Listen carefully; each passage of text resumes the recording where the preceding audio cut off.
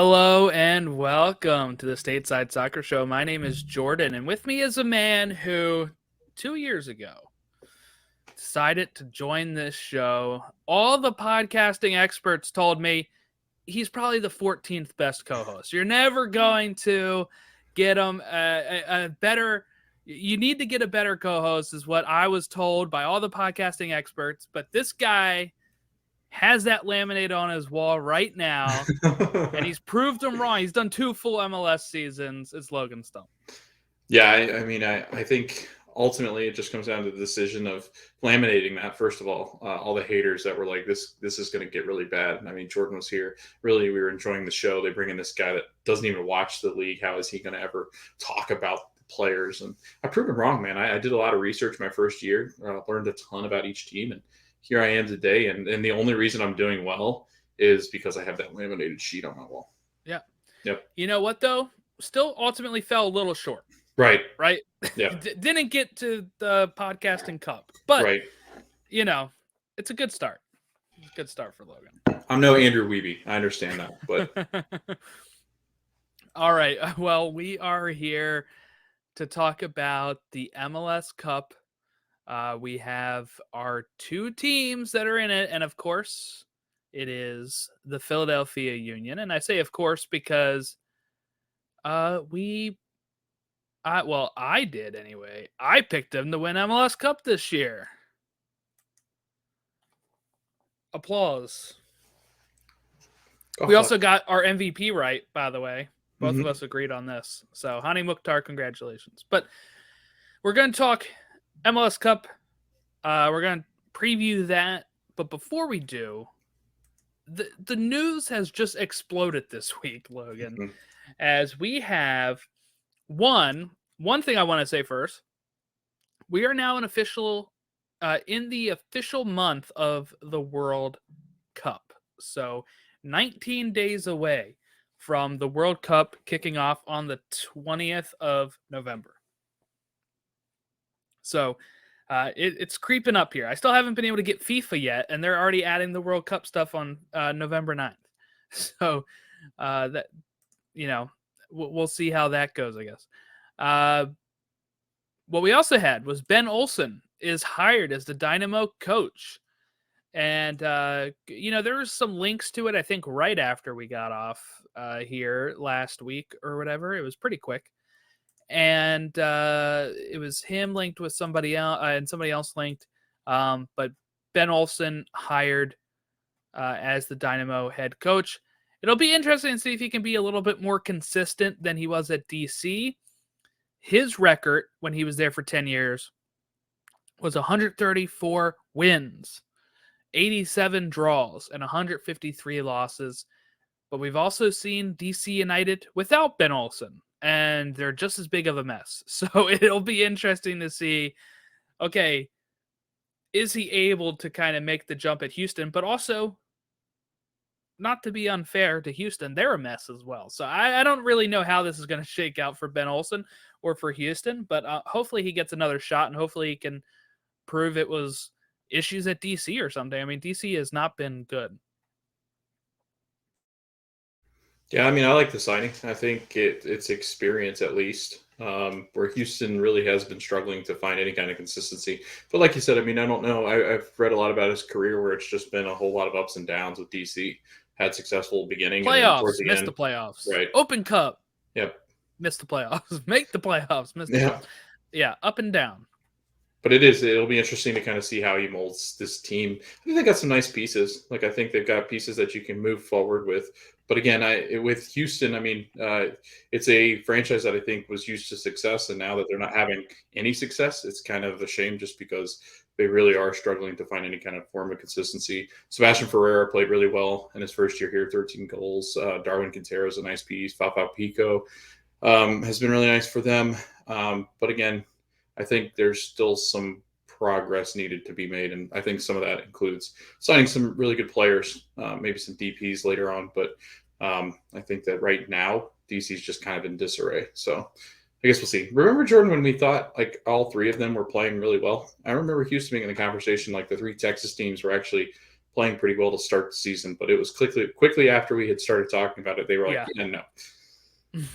Yeah. I don't know. We'll see how it goes, I guess. With this league, who knows? They could be the next Austin, but I doubt it. But I think Josh Wolf used to be an assistant to Ben Olsen as well. So I know he's assistant to Berhalter, but I think he was also one for Bennett sometimes because there was rumors of him taking over for Ben, I thought, but I don't know. Now I have to fact check myself here. Yeah, he was an assistant 2012, 2013 for DC United before he moved over to the Crew to be an assistant. So there you go. He's got so maybe Ben is the answer. We'll find out, I guess. Well, that'll be part of our huge preview that we're gonna have to do on Houston at some point here. Yeah. In like a month when the season starts in February. Just don't even talk about it. It's crazy how quick it is. It's like, Yes. right after this World Cup, and then right after that, we got preseason probably starting. Messi to Miami. Now, this is something that's been coming around. Tom Bogert says that it is very real possibility, and this would be a huge deal for Apple because what we got to remember with the Apple deal is it's mostly worldwide. So if you can get somebody like a Ronaldo or a Messi, somebody that caliber, star name, not even playing well at this point for some of these players, but if you can just get a huge star like that into the league, you're going to have people from Argentina, people from other countries that are like, let me watch Messi, and they might try out watching MLS, and they'd be easily accessible for them. I don't know what type of channels it was on in other countries before, or if sometimes some of these markets, it's probably going to be the first time they're ever seeing MLS. So it'll be interesting. But my question for that would be, does he come over after the World Cup and he start next season, which I think would be better for him? Or does he have to wait until the summer? Because that might be a little tougher to get over here in the summer, in the heat of Miami, adjusting to a new league. If you can get him right after the World Cup, he can, have a full off season and kind of gear up with the rest of the team. I mean, it'd be massive for Apple, for the league. Just because, I mean, like you said, I think the biggest thing, maybe not even his performance because he is on the end of his career, but more about just the name and the allure, the attraction of a player like that, of that caliber, who's probably going to go down as one of the best, if not the best in history, as far as the game's concerned. To come over and have that jersey, Jordan, just sitting in your, merchandise shop, to have him on TV wearing your brand, to have him at all-star games, which I think he would be in, to be an ambassador of the league. I think eventually he wants to own a team or be a part of an ownership group. And I know they mentioned Barcelona at one point, but also a United States team. I think he has a temporary residence in Miami, from what I remember. So, I mean, everything about this just screams, that, and I think he's got young kids who would also be interested in academies, maybe around the league. Could you imagine? It'd be wild as this league grows, and playing as a 14 or 15-year-old on a 16 or 18U team or something crazy like that before the kid will eventually probably end up in Europe. But I don't know. There's a lot to it, and I think if he comes over, I think big names will soon be to follow. I know a lot of people are shouting for Ronaldo, and I think that chance is getting even more realistic as well, just with the way that he's kind of handled everything. I think MLS might be the only league that lets him come.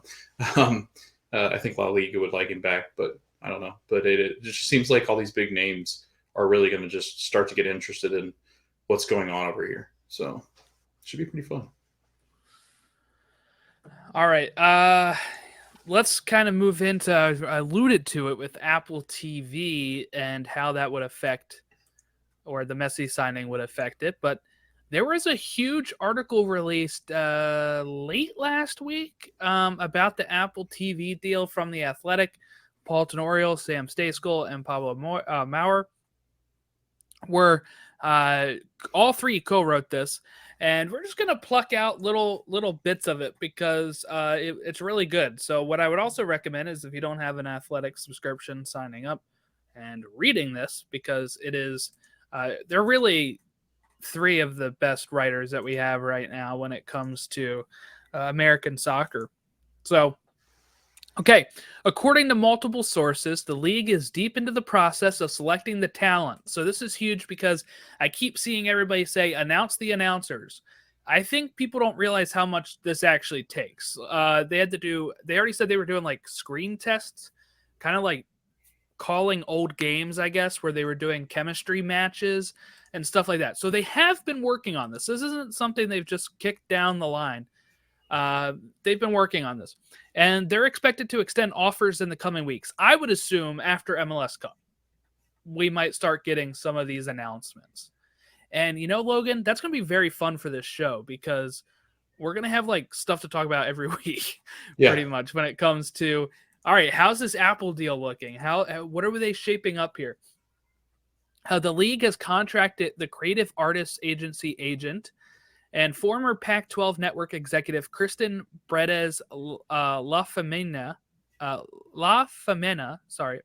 sorry, I've just butchered that so many times, to handle the search, which involved in part interviewing every single English language play-by-play and color commentator employed by the league's clubs.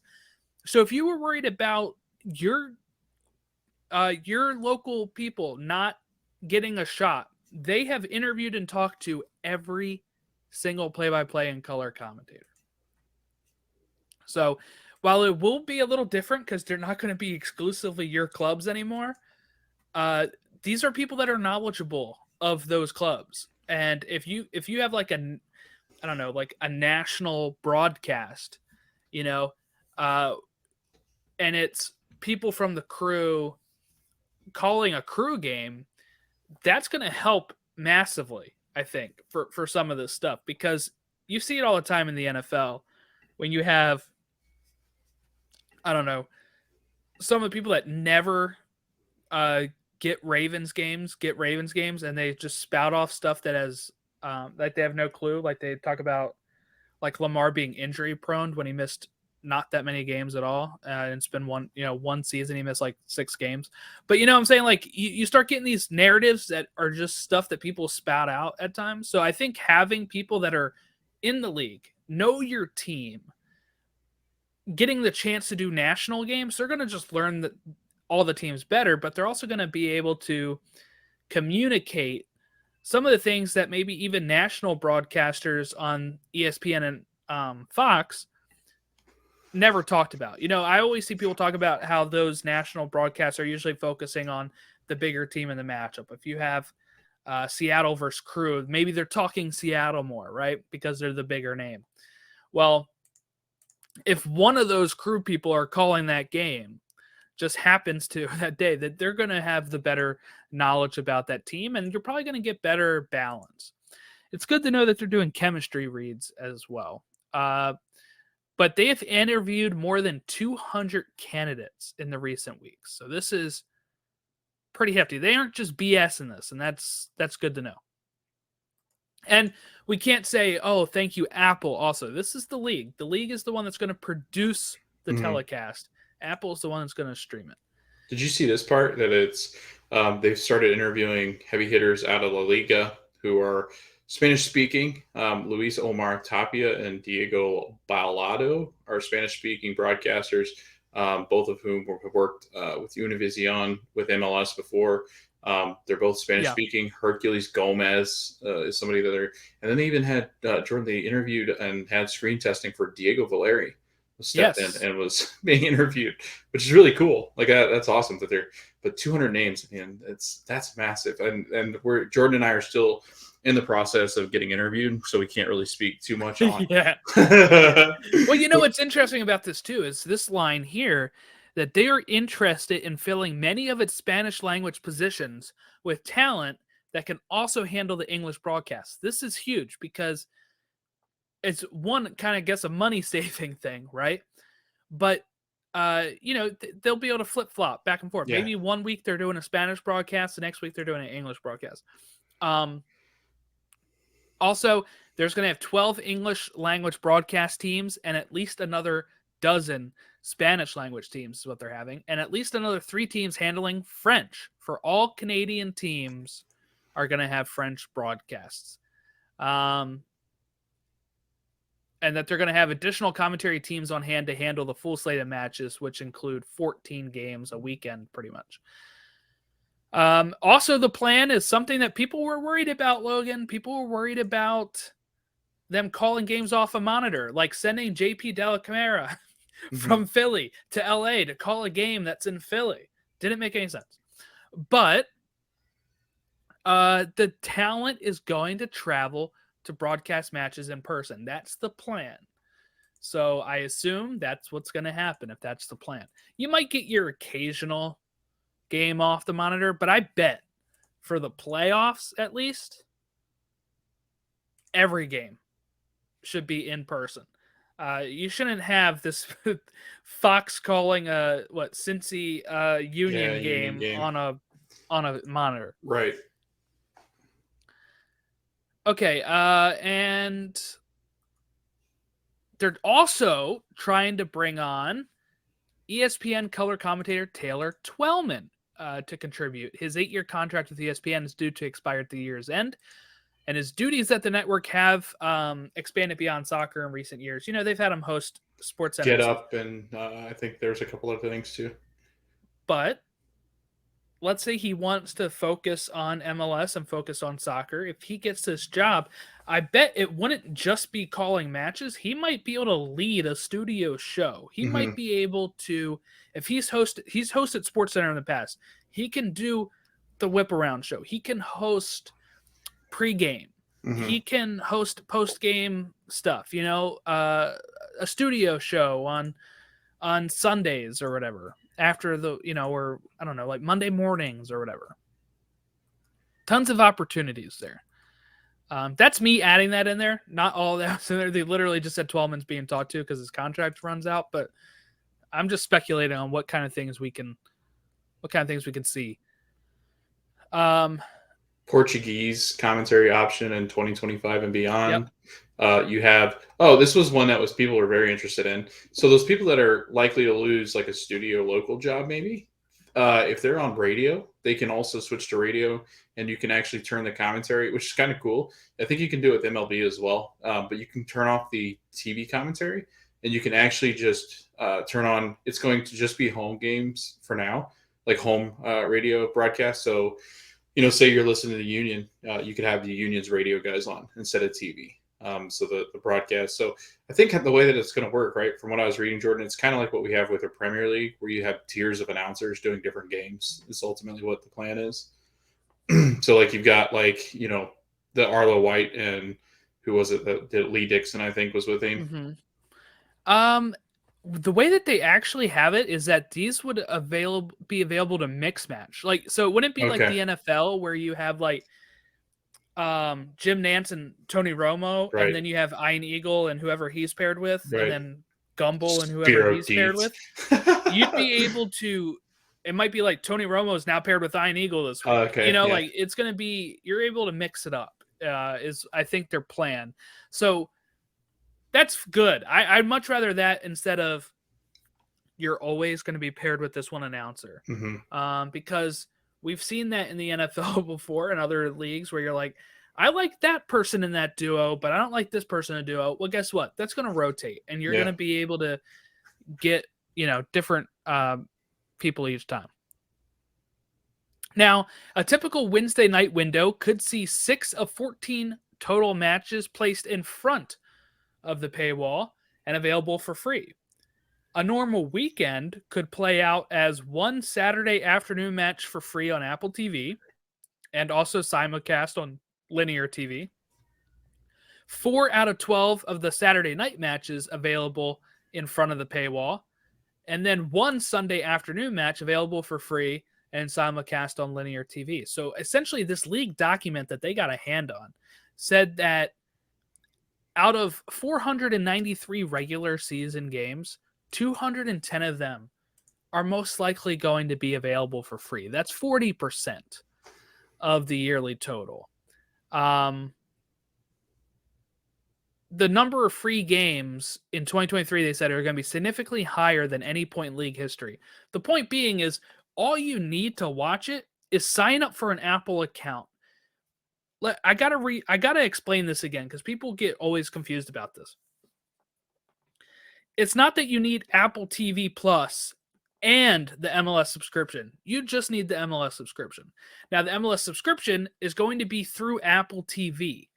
That is separate from Apple TV Plus. So Apple TV Plus is how you watch Severance. It's how you watch Ted Lasso.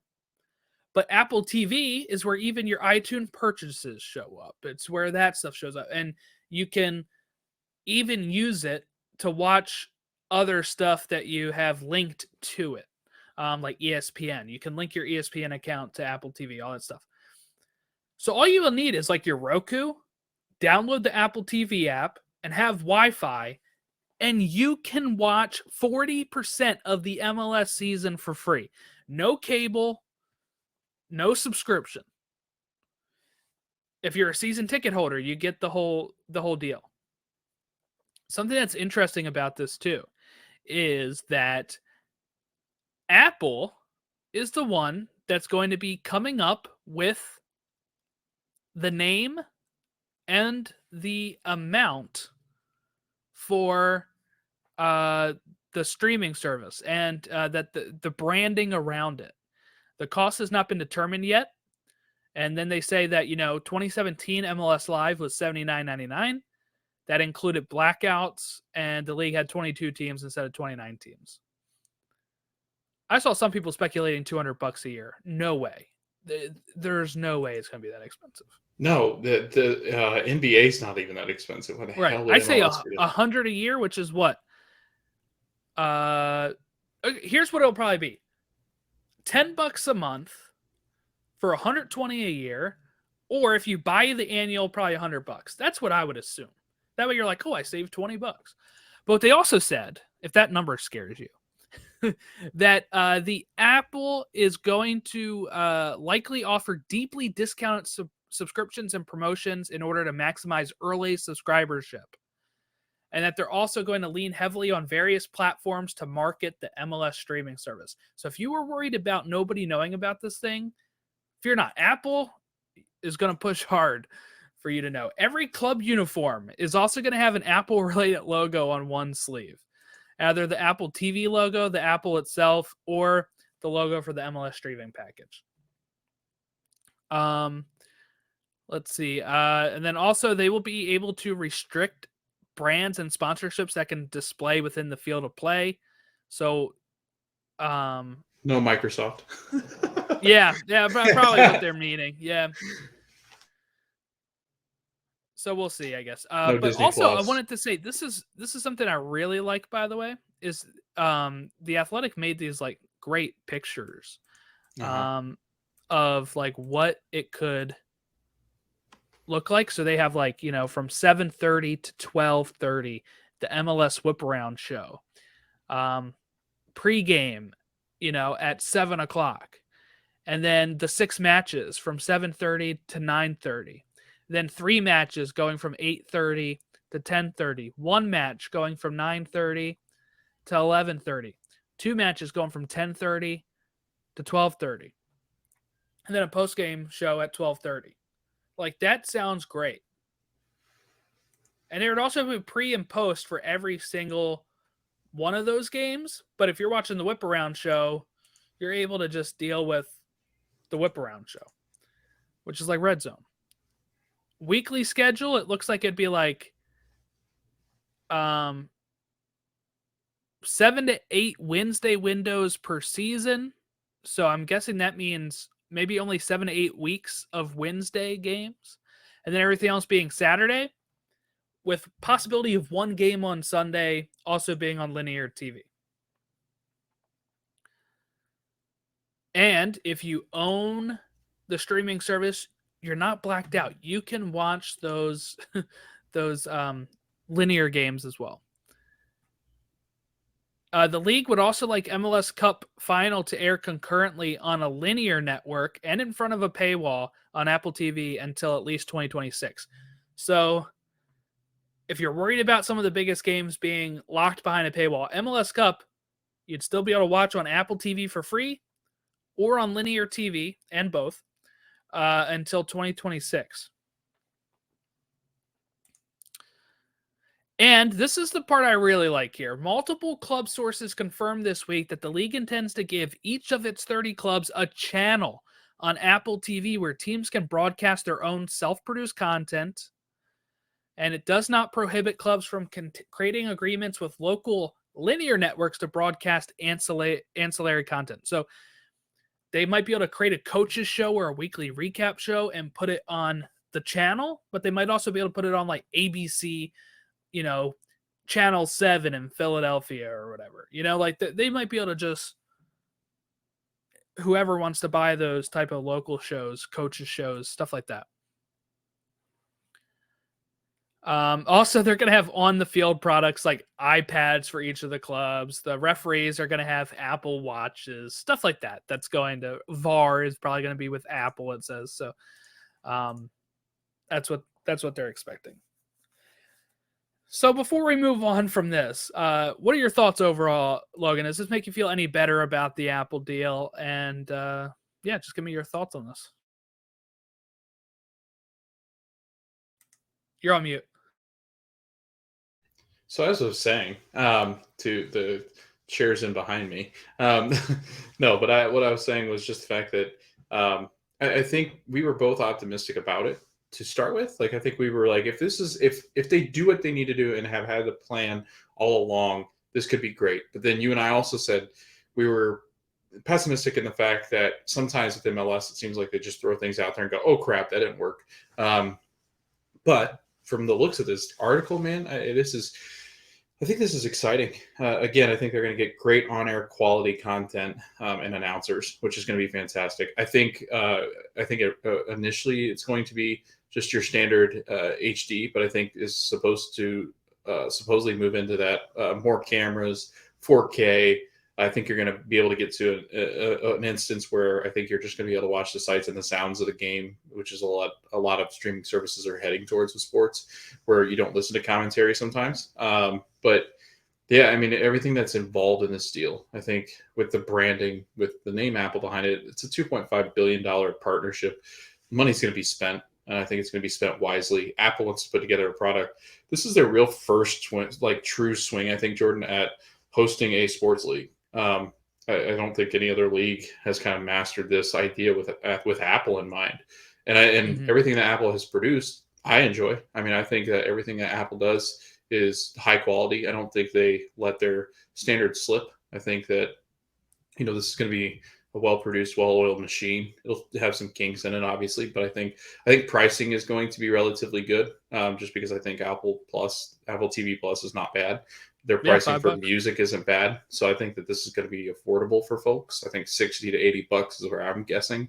I think that it's going to be, I don't know. I think it's going to be one of the best streaming services as far as sports are concerned. I think it's going to be called MLS Plus. I don't think it's going to be anything crazy, just because everybody goes with Plus anymore. But like you said, Jordan, I'm really interested to see what teams do with this. Like, I think this will open jobs for, some of these jobs that we miss. Maybe it opens up the doors to some other jobs that I think the other people didn't really consider thinking about, these networks that each team's going to have like a little network on there that they can post their content. Otherwise, you have to go to like YouTube or like TikTok and try to find it. So I think this is a good little step. And I think as time goes on, I think more is going to come out about what all it'll include. But I think everything's looking great so far.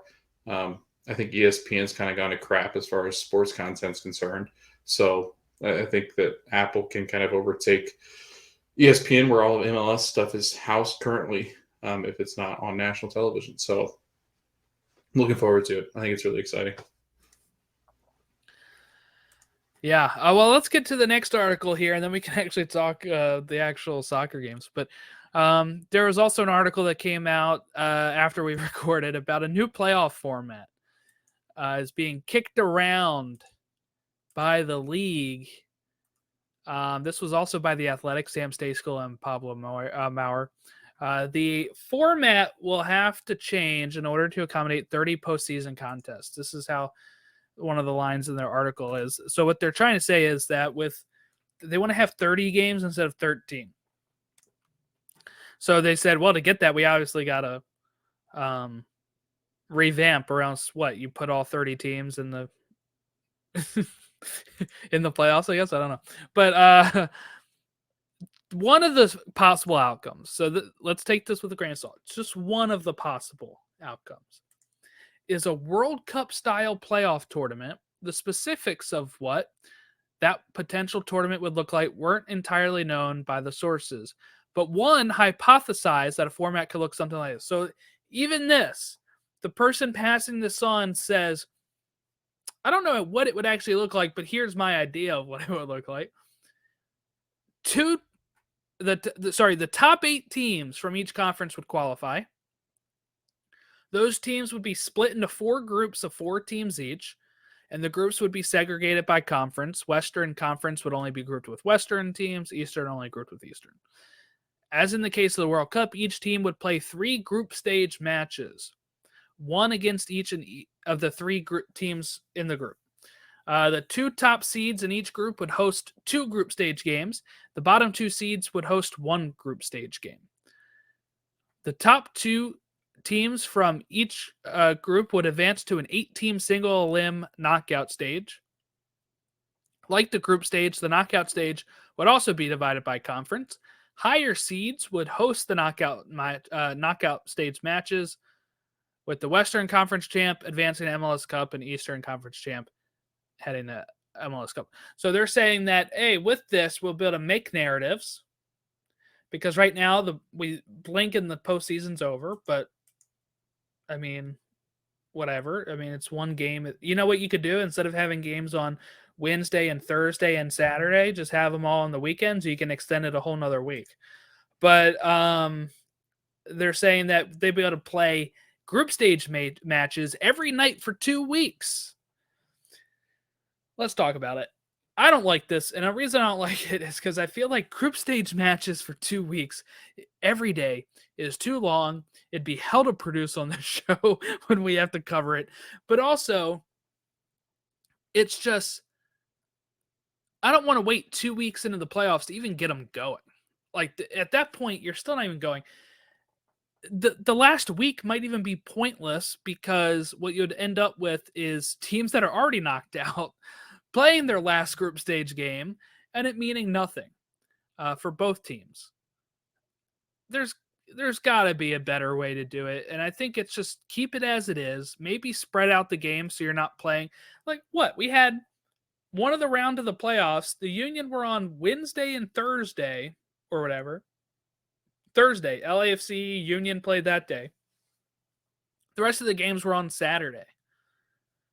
I don't know, just spread them out, or like just do games every weekend instead of trying to do some on the midweek. I don't understand why that was a thing anyway. So you might have meaningless playoff games, which would suck. It'd be almost as bad as when they used to do 2-leg games, because you'd sometimes have a team win 3-0 and then the game is meaningless going to the next game. Yeah. And, you know, you also have then teams playing like cagey, and you're going to have that in the group stages as well. If it's a team that barely made it in and they have to go up against the number 1 seed and they have to go up against them away from home, and now they have to get a point. It's not just like, oh, we have to play and win this game to move on to the next round. It's, oh, we can hang on for a point, and then we can beat the teams that we think we can beat. It's not going to be good soccer. And this week, the past few weeks in this setup have been so good at delivering good playoff games, which we'll get to. There's just no reason for this to be done except for more money. They're saying maybe this is part of the Apple deal of them wanting to give them more inventory, but I don't know. I'm not for it. We have the Leagues Cup that is a World Cup style tournament. We don't need to then have another World Cup style tournament in the fall when it comes to the playoffs. Jordan, you know what I hate? I hate conferences. I wish they would just get rid of conferences. I really do wish that they would have just the top two teams, whether it's Toronto and Montreal, LA and LA, New York and New York. Sorry, does that sound too familiar? Gosh, Yes. I hate it. But anyway, no, I'm totally joking. If you haven't seen the clip, I think it was ESPN's like main soccer show that I was plucking that off of. Where the guy was simply just It was arguing. Herc Gomez. It was Hercules. Was it Herc? Okay. Mm-hmm. I thought it was. I didn't want to get it wrong, but it's just garbage. I'm sorry, Herc. But anyway, I think you're right. This seems like one of those things where they're just trying to reach for something that would be cool with the kids.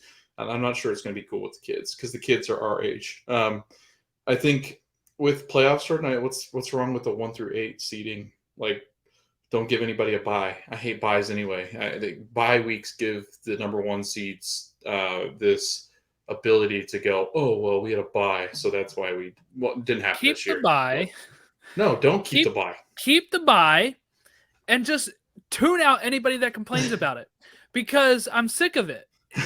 If you asked any person, would you want more rest before your game so you can get Bedoya 100%. healthy? Yeah. Everybody would have said yeah.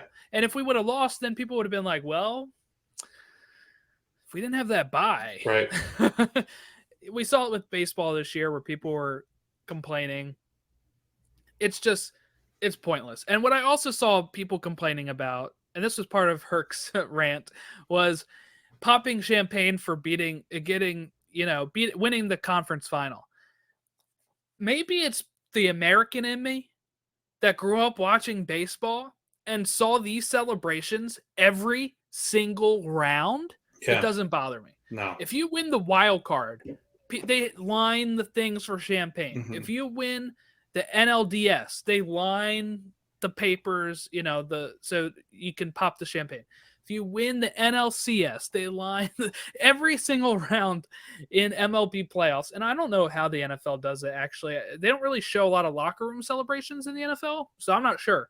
Mm-hmm. But definitely in baseball, you'll see them like before the game's clinched, they're starting to put up the plastic. And I'm fine with that. I'm fine with people celebrating them getting to a final. I don't have a problem with that. But again, maybe it's just because I watched baseball my whole life and that's what they did, that I was like, this is normal.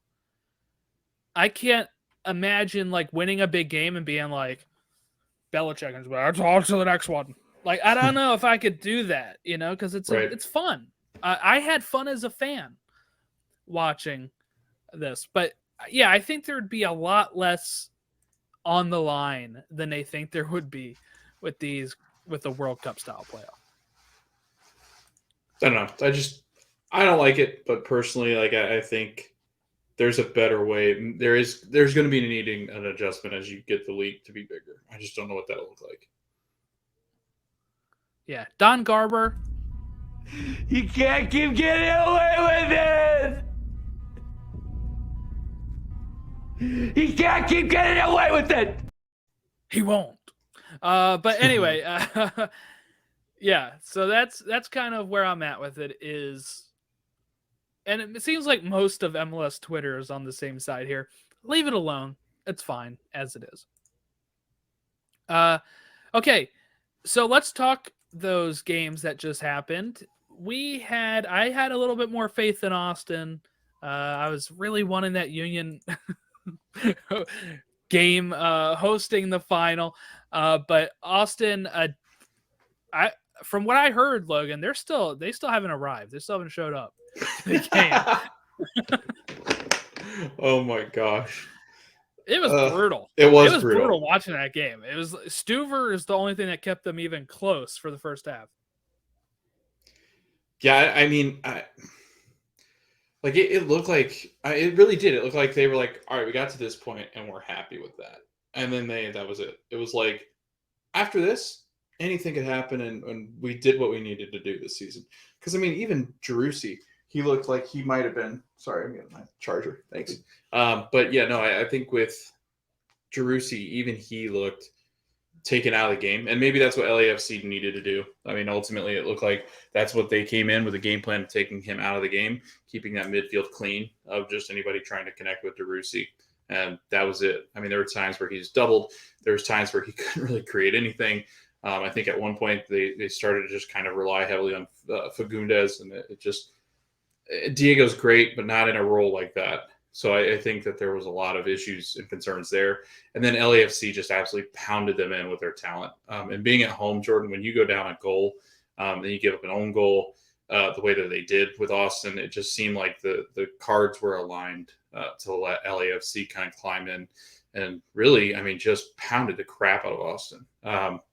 So little brother, big brother kind of moment. And I think Austin learns from it. And I think realistically, I think Austin have a much better future when you look through it, because I think LAFC is going to lose a couple pieces, and I think as they age, LAFC is not quite as dangerous. Now, that being said, they can add whoever they want with the money they have. Yeah, I was going to say, I go the opposite. I was listening to Extra Time, and really, like, Doyle had me so down on Austin. Really? To the point, like, for their future, they don't have a lot of open spots when you look at DPs and stuff, and the rumor is Pochettino's going to have to come back over here, and then they're probably going to have to get rid of him again.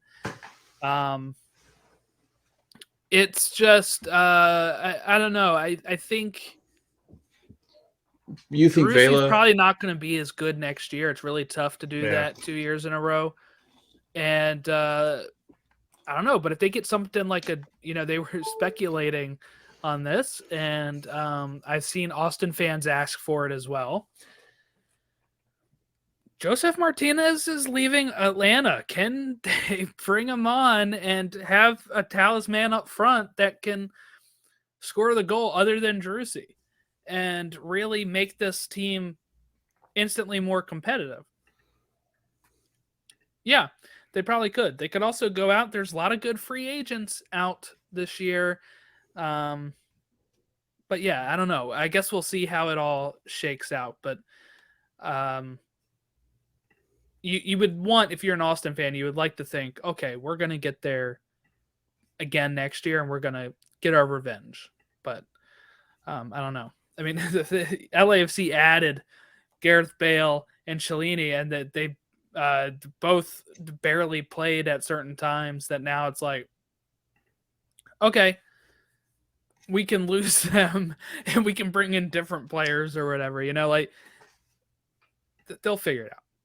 But I don't know. I think that, yeah, definitely what LAFC did is make themselves a top destination again after a really bad season last year. And they have a coach that led them to an MLS Cup final. Let's not forget the furthest they've ever been in their young history. And it doesn't come from Bob Bradley. It comes from first-time head coach in MLS, Steve Trundle. Right. And yes, he has tons of experience overseas and, USL and stuff. But just interesting. Remember before the season started that there was people in LA like, oh, we had to get the Las Vegas Lights guy who didn't have a good record last year. And now here we are where he's led them to MLS Cup and see if they can win it. They have the chance. They're hosting. Yeah. They might have a huge traffic jam. Too bad it's not El Trafico. But Trafico's not the one you want. Yeah, it's going to be real El Trafico. Apparently, due to a college football game, there's no parking around Bank of California Stadium. So you have to park at Dodger Stadium and get a in an Uber ride share. Or they're going to be doing buses, and then there's also the Metro. So it's ridiculous. It's just so MLS. I don't like that part. It is, yeah. It feels so MLS, really bad. You're planning. Oh, they even get a stadium in downtown, and they still have this problem. But I guess that's part of it. That's part of the issue. Yeah, they'll probably block off the roads or something. They can't get ride shares in or something stupid. But half the people, and LA people have a hard time showing up on time anyway. So yeah, they're just there for the show. But it will be a show, Jordan. I think as exciting as it would have been to have it in Philly. I mean, just the star power that's probably going to be there. I'm interested to kind of see. Yeah, are we going to get Owen Wilson there again? Right. He led out the Hawk. Wow. Yeah, wow. Unless if he's filming Loki at this time. But anyway, the other game was the better game because LAFC just knocked it out of the park against Austin. Brad Stuver stood and said, penalty. The penalty that was not called, I thought it was a foul. The only reason I can think they didn't call it is because he was going away from goal. He was going like kind of almost out of the box. Mm-hmm. But that could have changed everything. 2-0 down. You score the penalty. 2-1. You're feeling yourself maybe, but I still think LAFC wins anyway. But I saw a lot of Austin fans upset about that. This is going to be the first time LA has hosted a final since 2011, which when it was still a neutral final then, but Galaxy still got into it. So there you go. And then the Union host NYCFC in a rematch of the Eastern Conference Final from last year. And NYCFC scored first. And I'll tell you, I saw this coming.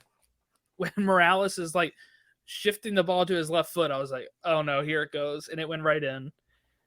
And I was pissed. My wife started saying I sounded like a friend of ours.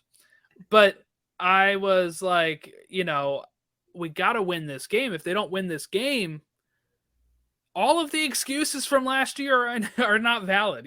We've been saying, and I mean we, like Union Twitter, right? Since they lost to NYCFC, have been saying, well, they were down a lot of players due to COVID, right? Oh, they missed a lot of their players due to COVID. And when it was 1-0, 60 a minute in, I'm like, we got to win or else we look dumb. We look dumb saying that for a whole year, getting our chance at revenge and having it slip through your fingers. And then Jim Curtin makes a sub, puts in Corey Burke, and I say to my wife, and I text you, said, I don't like it. I don't like it. You brought in Ura to have him be your main man, and you're taking him out when you need a goal. I don't like it. But it was the right move. That's why I'm not the coach, obviously. But Jim Curtin knows what he's doing, and these players love him. They celebrate. They go celebrate with him every goal. Corey Burke is going to score, but they're also going to get before that 2 quick goals in 2 minutes. Mm-hmm. One of them, the first one, coming off of a free kick when they're subbing in Keaton Parks onto the field. And before Keaton can even get to where he's supposed to be on the field, Glesnes takes the free kick because Carranza starts making a run. It finds Carranza, and he's going to score his first goal since August. And that is why we trigger that option on Carranza's contract and sign him full time. So thank God that one of the strikers we brought in scored a goal, because that is what they needed, right? Tied it up, and I'm losing my mind. And then before I can even really get my mind back in place, another goal goes in, and it's Gazdag this time, the MVP candidate, Daniel Gazdag. Is going to go ahead and score. And then Corey Burke is going to score and make it 3-1, all very quickly. And it pretty much puts the dagger in NYCFC, who this time was missing 2 players. 2, though, not like 12 like the Union had. And now, Logan, this is the first time since 2003 that both 1 seeds reached a final. The last time, it was Chicago and San Jose. And a certain person was in the back line of that match, Jim Curtin, as Joe Tanzi points out on Twitter. Jim Curtin was the starting center back in that MLS Cup final the last time 2 1 seeds faced off against each other. And the funniest thing is, it's 2 teams that are not even relevant really right now, Chicago Fire and San Jose Quakes nowadays. But yeah, so what'd you think of the Union game? That I'll say the fans were amazing. It was loud. It was packed. It sounded great from my TV. I wish I could have been there. I would say the first half was very boring, but playoff football. Like, you could tell what was going on. I was going to say, it wasn't boring for me. Right. I was on the edge of my seat. No, I can't imagine as a fan it would be. But as a neutral watching the game, I think it was more of like, you can tell these are 2 playoff tested teams. These are 2 teams that are clearly 2 of the top teams in our league. And they were just battling. I mean, it was like a grind. I think the Union actually probably struggled a bit here and there, where I thought maybe NYCFC was going to finally get a goal in the first half. And I was like, okay, well, if the NYCFC gets a goal in this first half, it's over. But then second half starts, they get one, and it's like, oh boy. And I had the same feeling when that ball was moving across the midfield, down the side, and then into the middle, and they had the Union so spread out, like there was nothing in between where Maxi Morales ends up getting the ball and where Andre Blake was standing. But there was just one defender, and it was clearly not going to be enough because they had, I think, 2 or 3 attacking players right beside Maxi, where it was constant pressure on that back line. I think it was Glesnes who ended up there. Maybe it was Jack Elliott, but somebody was standing there, and it kind of, if you look back behind it, the reason why Andre Blake doesn't quite get to it, I think, is because he couldn't quite see where Maxi had it. Like he had it in a moment, and then he tucked it nicely into the bottom corner. It just rolled past Blake, who almost got to it. I was shocked by how close he got to it. But once that happened, I was like, man, this isn't good. But after that, I mean, even with that goal, Jordan, as soon as that happened with Keaton Parks, which was wild, I mean, that's huge. That's a huge play by Glesnes to figure out that to resume play when Keaton Parks, because it was weird. If you go back to watch the highlight, I went back to watch the clip. When Keaton's going in, you can tell he's still getting instructions from the sideline. He's still getting like that, who, what? And he's looking over like, I don't know what's happening. And he gets it's too slow. It's way too slow. He gets over late. And all of a sudden you've got Carranza, who's busting it through that back area and gets in behind the defender. And a beautiful finish like that. That's not it's easy because it's just a one-on-one, but like he had to get that by a keeper, and Sean Johnson, who's been one of the best keepers in the league. And Sean wasn't sleeping. So it was a good goal. And then after that, it really did feel like the Union just had the grips on the game. Like they were just going to control the whole thing. I actually thought it was going to end up worse than it was. I thought they were just going to absolutely start blowing them out. But I think, 2 quick goals was all it was going to take, and they got it. And, it's credit to the Union. One thing I think that was really interesting and a thing to watch was just how much labor that Bedoya put in. I mean, you could just tell every minute he moved, it was discomfort, like a complete just shock to that side, that hip, that knee area. Like you could just tell that side of the body's just cooked. So it'll be interesting to see what happens for the MLS Cup final game, because they really do need him. But that being said, they played their best football when he came off. So I don't know. It was kind of an interesting take. And like you said, Jordan, I liked it, and I was like, yeah, I totally agree. When Corey Burke came on, game changed completely on its head. Mm-hmm. He was so energized. Like I don't think I've ever seen Corey Burke run around that much. So it was kind of fun to watch. But again, like you said, this team, they just have that magical touch right now, and it's a team that's hot. So it'll be interesting. Yeah, I forget what I was about to say something that I totally forget now. But the save by Blake when it was 1-0, and he makes this great save to prevent it from being 2-0, or else it might be a little tougher to come back from. But then the Union can say, well, we won 3-1, so maybe not. But momentum shifts and all that. All right, I guess let's go ahead and preview this MLS Cup final that is on Saturday, November 5th at 4 p.m. It's time for the Match of the Week preview.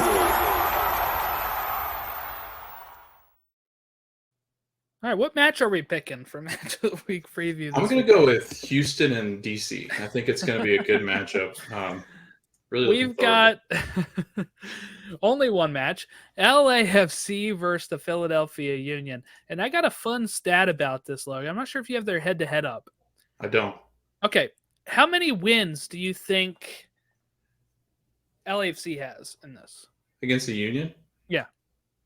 4 games. There's 4 games. I'm going to say none. You're close. 1. Yeah. Union have no wins. But you know what's funny? They have 3 draws. It's really weird. And that first win for LAFC and the first loss for the Union was the first time they even played each other. 4-1 LAFC in 2018. Since then, 3 straight draws. 1-1, 3-3, 2-2. The last draw coming May 7th of this year, 2-2. There was a very infamous draw, 3-3 on March 8th, 2020. Anybody know what March 8th, 2020 was? It was the last, That was the last MLS day the game MLS played. Yeah. before the world shut down for COVID. And it was a late night MLS After Dark. Union had to lead, I think, 3 times. Let me double check that. 3 times and gave it up 3 times. 29th minute, 38th minute, 48th minute, 49th minute, 69th minute, 71st minute. And that's the one that has the Jacob Glesnes rocket free kick. So these two teams have been playing some really great games against each other. Let's see. Only one game was at Subaru Park, and that was in 2019. So the Union are experienced with going to Bank of California stadiums this year, and they had a they had a lead in this game too this year. They had Daniel Gazdag in the 9th minute, Opoku in the 56th, Carranza in the 67th, Escobar in the 82nd. The Union can go there and win. LAFC can host and win this game. It's not going to feel exactly like a hosting, I don't think, because MLS is going to have some tickets probably for people that are not LA fans or Union fans. It's probably going to be a little bit of that. But I think it's going to be a pretty tough game for the Union. But I've stuck with them all year. I'm going to stick with them again. And I'm going to give my prediction of the Philadelphia Union winning this game 2-1 against LAFC and lifting MLS Cup, and me having to buy some MLS Cup merchandise to match my Eastern Conference champs merchandise. What do you got, Logan? What's your thoughts here? I mean, man, look at this. Look at this team sheet for each of these teams. I mean, it's wild to me. For every Ali Bedoya, they've got Ilie Sanchez. For Andre Blake, they've got Crepeau. For Carlos Vela, well, you don't have Carlos Vela. So or Chicho Aram. You've got guys though. You just got guys that win. Ura is not somebody that people are going to be like, oh my gosh, but he seems like one of those guys, and same with Gazdag, that are those silent killers, the lethal ones, the ones that are going to show up and just play the game. Where Arango and Vela, they have the pressure of the world. LAFC, the pressure of the world is on you. I've been with the Union since day one, maybe more than Jordan has. Oh, boy, yes. I would say even more than Jordan has completely. But no, I think this is a perfect match for the Union, I think. In saying that, I think I do I don't know. I just think their defense, with a focus on just shutting down Arango and Vela, I think the Union have a better shot at doing exactly that than trying to figure out where the Union are going to come from. You know what I mean? I feel like the Union can come from all sorts of different directions. I think they've got guys that can score, like a Corey Burke. Julian Carranza could score. Ura could score. Bedoya could score. With LAFC, I think you got 2 guys, and that's Yoruba. And I think in that, yes, it's at home in LAFC. That place is going to be bouncing. But give me Jim Curtin's side over a Steve Cherundolo, whose first game, big game, is going to be against a Jim Curtin who I think has way more experience. If you think about it, right? You look at LAFC going through an LA Galaxy that wasn't necessarily a strong team. They were just hot. And then you run up against an offensive team who had no experience and absolutely smashed them in. Now you're going to run up against Jim Curtin. Jim Curtin's totally different than 3 U.S. Open Cup finals, Champions League games this last year, 2021. Right. He's been to finals before. Yeah, I get your point. Yeah, they play big games on the road. They play in other countries. LAFC, this team is relatively new. I think they're still trying to figure out some of these pieces. I mean, they played well over the season, but that just doesn't ever bode well. I think the odds are against them in every aspect. And I know it sounds crazy. People are going to go, oh, wait, no, they've got the star power. Yeah, well, Philadelphia doesn't really rely on star power, and they seem to be doing all right. So, The star's the coach. right, yeah. Honestly, well, actually, their MVP is Andre Blake, who was third in the MVP race, and none of the LAFC guys are mentioned on that list. Honestly, Jordan, I'm shutting down Chicho Arango, and if Carlos Vela beats me, then Carlos Vela beats me because I don't think he's capable of doing so anymore. So that's my game plan. If I'm Jim Curtin, I double up Chicho and say, hey, good luck. If you can get a ball past Andre Blake, there's not many that can. So, and especially past that defense. The defense is historic. Defense wins you championships, Jordan. I know you like to harp on that. Philly, I'm going to go with Philly. I'm going to say they shut LAFC out. I'm going to say they stunned them. I'm going to go 2-0. I'm going to go Philly over LAFC and a shocker. Nice. Yeah, when you have, I'm looking at, the tables, right? In any other part of the world, and I'm not using this as an excuse or anything, but I just want to point this out. They would have won the Supporter Shield because of goal differential. Now, the Union know goal differential is not the case, so I'm not saying they deserve to host this thing. They could have picked up another point somewhere in this run. I think there was a Charlotte game in Charlotte they lost pretty bad that they could have probably won. And then they're hosting, and I'm there, right? But yes, this is when you look at their defense, they've given up only 26 goals compared to LAFC's 38, and they've scored 72 to LAFC's 66. The Union are going in as underdogs, obviously, because it's an away game. When you look at like Vegas betting lines and stuff, but I feel pretty okay about this matchup. Seeing their history of it usually being draws, I think if they can, so what it shows is that they can score against LAFC. What they need to do is just have the better defense against LAFC, and then they got this thing locked in. And I think they can do that, and I hope they do that. I know I'm probably, for people that are neutral, it's probably like, oh my God, he's going on about them again. But, I just think that this is a team that's unbelievable at times and has been tested so many times under Curtin. Like I said, going to those Open Cup finals, which, are not the biggest thing in MLS, but it started showing that they're ready to turn the page and compete. They get to those finals, 2 in a row and then 1 in 2018. Guess what happens after 2018? 2019, they flip over the page and they start being really darn consistent in the league. 2020, they win the Supporter Shield. And at that point, I couldn't believe my eyes. And then 2021, they get to the Eastern Conference Final and lose. They get there again this year and win. And we're inches away, just 1 point away from winning the Supporter Shield again. Which after 2020, I was like, okay, that was a very weird season. We may not win the Supporter Shield again. LAFC starts bringing in Gareth Bale. They start bringing in Chiellini. They start bringing in all these players, and you're like, there's no way the Union are going to be able to do that. They go on that run where they're scoring 6 goals against DC, 7 goals against DC, whatever it is, and start putting goals in. They start catapulting themselves, and then they just peaked a little too early.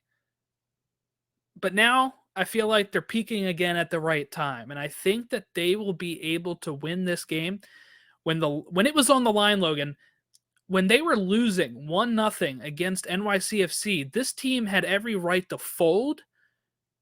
And that's what I half expected them to do. I thought in my head, we can only get so far. We get to these points and we always lose. What is it? Can we get over the hump? Well, we got over the hump. And now the way to just go over the next hump is to win the game, right? Because if you don't win this game, then you're going to have to worry about reaching the final again and really proving yourself next year. And some of these players are going to leave. Kai Wagner is going to leave, right? Some of these players are going to leave. Now I have faith in Ernst Tanner to find people to make this team work. But when you get to a final, you just want to win it because you don't know the next time you can get to one. Ask Buffalo in the 90s. Yeah. So Yeah. it's tough. It's really tough. But I feel pretty confident right now. Saturday I'll be a mess. But Rich is supposed to come down. We're supposed to go to Miller's and watch the game and see if we can get it turned on there. Backup option is my house. If they won't turn it on, I'm gonna get there early and see if we can get it on. But yeah, that's kind of where I'm at with it. And I'm just so proud of this team, no matter what happens. I told my wife when we were losing 1-0, I said, just win this game. I don't care if you lose the final, just win this game, because all the revenge talk and everything, you know, couldn't avoid it at that point. Yeah, and the thing is, this Philly team's a lot better than the Galaxy, and LAFC struggled with Galaxy. This team's a lot more experienced than Austin. Austin was waiting for a minute to fold, and they did. This is not a team that's going to fold. This is not a team afraid of your fans. This is not a team that's going to crumble under pressure. It's just not what the Union are. So, man, what a matchup, though, right? I mean, this is probably. I mean, it is. It's the best matchup we've ever had. Guaranteed, Logan, a new MLS Cup winner when we record our next episode. That's cool. And the best MLS match we probably, like, on paper, stacked up against one another over a season. This is the best matchup that MLS has ever had. So, man, it's my dream final. Yeah, it's your dream. Like, get away with the conferences. We need Philly and LAFC every year. Like, every year. How do we avoid, not having them again? Wait, they're different conferences. What? Yeah. Well, this was a lot of fun talking about this team, and the season's been a lot of fun. Mm-hmm. But the next time we meet, the season will be over. We'll be talking MLS Cup. We'll be getting ready for the U.S. roster to drop, the expansion draft for St. Louis, and then World Cup. So we'll be hitting up the World Cup stuff soon as well. Man, it's going so fast. I can't believe we're in the month of the World Cup. Mind blowing. Yeah, it doesn't really feel like it, does it? No, especially because it's usually in the summer. But regardless, it still feels weird that, like, we've been talking about this World Cup, and, like, man, it's 8 in years. November. We've been talking about it for 8 years because we missed the last one. We're like, 2022 is the next one. Right. And it is taking its time to get here, but now that it's here, it's like, wow, we're here. We kind of talked about it earlier. Hani Mukhtar won MVP. Andre Blake won Goalkeeper of the Year. I don't know if we talked about that last time. Jim Curtin won Coach of the Year. I think we talked about that last time. Leeds just beat Liverpool in a huge game for Jesse Marsch to keep his job. So it's all looking up right now. Comeback Player of the Year was Gonzalo Higuain for whatever reason. He had the same amount of goals as last year. Just more game time. Less game time or more game time? I don't know.